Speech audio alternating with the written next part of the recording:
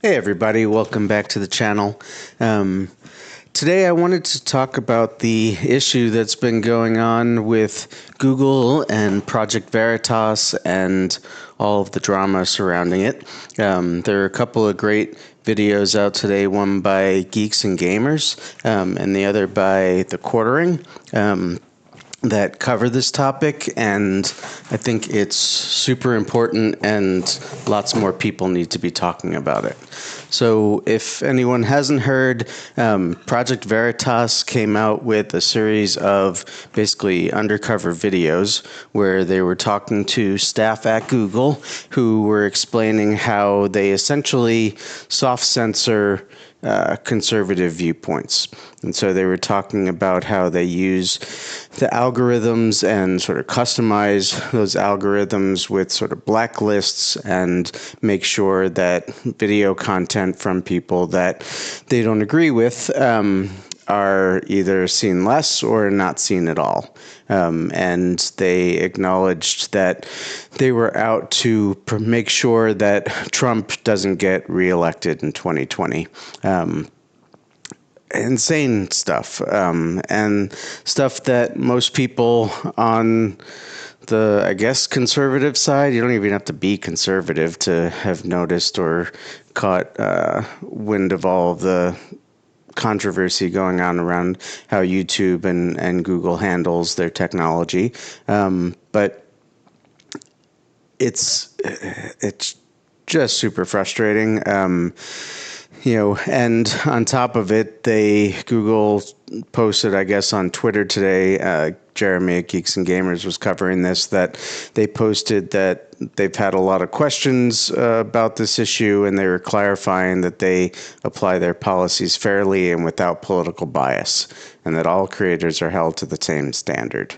But their own leaked documents and own people, recorded on video, points to the opposite. And there's been lots of questions, even up to the level of the Congress and the president, where they've been identifying bias within how Google functions. So I don't think there's much question for anyone who's paying attention that this is happening. The sad thing that Jeremy at The Quartering points out is that most of the mainstream news outlets have been completely ignoring this, and even YouTubers like Philip DeFranco have ignored it so far. CNN hasn't done a single story about it. I think he pointed out that Fox News only had a single video about it, and that was Tucker Carlson, it looked like, which isn't surprising. Tucker seems to be amazingly a sort of voice of reason within Fox News, as sort of dramatic as he often is in his broadcasts. This is just widely getting ignored. And in half of the country, it seems like ignored and denied, that people are convinced that this isn't actually happening. It's some kind of conspiracy theory or something along those lines. It's just a mess. And normally, my response to this would be, well, we should just go and create alternative versions of YouTube. And we already have that with BitChute and with some other platforms that I've started to hear about. And I think that could be a solution. The problem with that solution, though, is that we live in a winner-take-all political system. We have two parties, and both parties need to be able to reach voters in order to be able to sway the direction of the country. And so when you have a platform as mainstream and as widely used as YouTube is, there's a severe danger in separating yourself off into a echo chamber in a separate platform where you don't ever reach people who are in the center. And I can personally attest to the fact that it's a major challenge for people in the center who've grown up on the left to start to listen to conservative voices. And so that will just be magnified multiple times if you have to then go log into a separate platform, and you're basically going to see a sort of, from the center right to the farther right of voices only. And so you're going to log into BitChute and you're going to see some more sort of extreme version of the conservative message, and people are going to get spooked. Whereas on YouTube, you're going to see a much broader array of things, and so you can pick and choose, and you can at least currently find Tucker Carlson, you can find Geeks and Gamers, you can find The Quartering, and those are fairly centrist voices on most matters. But once they're shunted off onto BitChute or another similar platform, they're going to be considered extremist, and they're going to be considered far right because they're hanging out in this far corner of the universe. And it's frustrating. It's frustrating as someone who's just starting to create content. It's frustrating as someone who cares about the country and wants to see things work. And this is just leading us down a really bad path.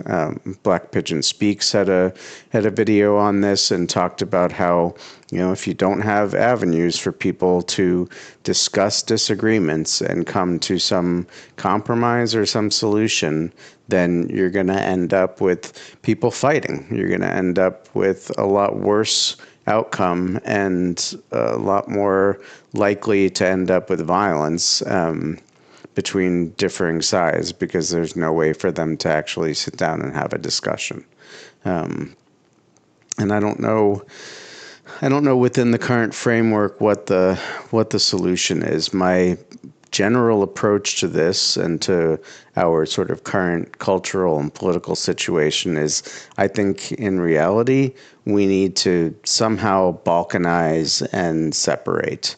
I think there's a way to do that within the framework of the United States of America. It is it was created to be and is already basically a federation. It's, the idea was that you were going to have lots of individual towns and cities and states within the country, and that those local places could create mostly local laws, and so people could associate freely with people that they shared more with, had more in common with than not, and be able to create laws that sort of made sense for them, and that the federal government would be small, would be very limited, and would really be there solely to address the issues that everyone could agree on.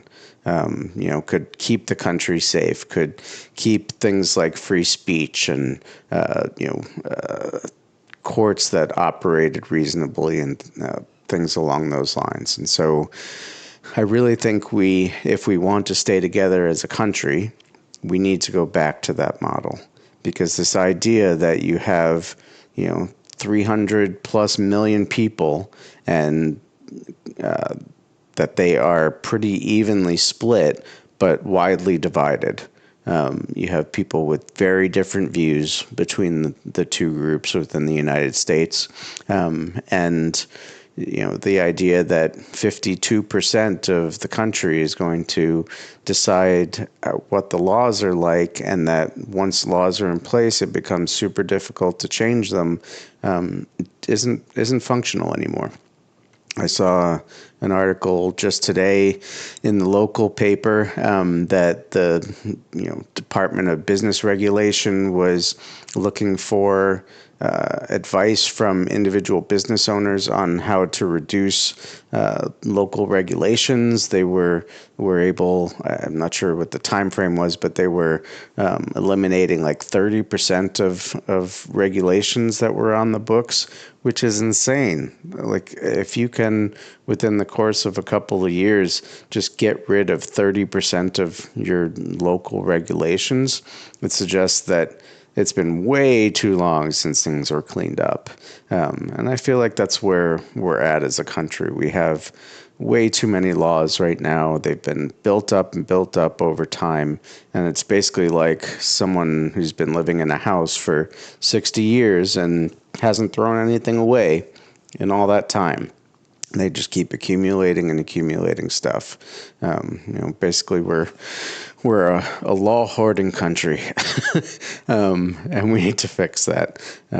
So if we're gonna stay together and not split up into actual separate countries and have all kinds of issues because of that, which you can see if you look at Europe right now.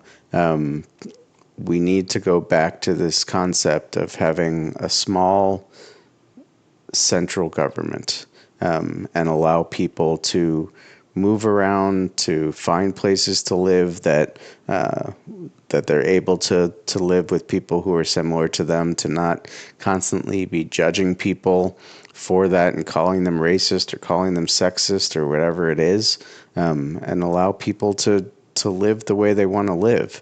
The reality is they do it anyway. They just do it on a neighborhood by neighborhood level. We need to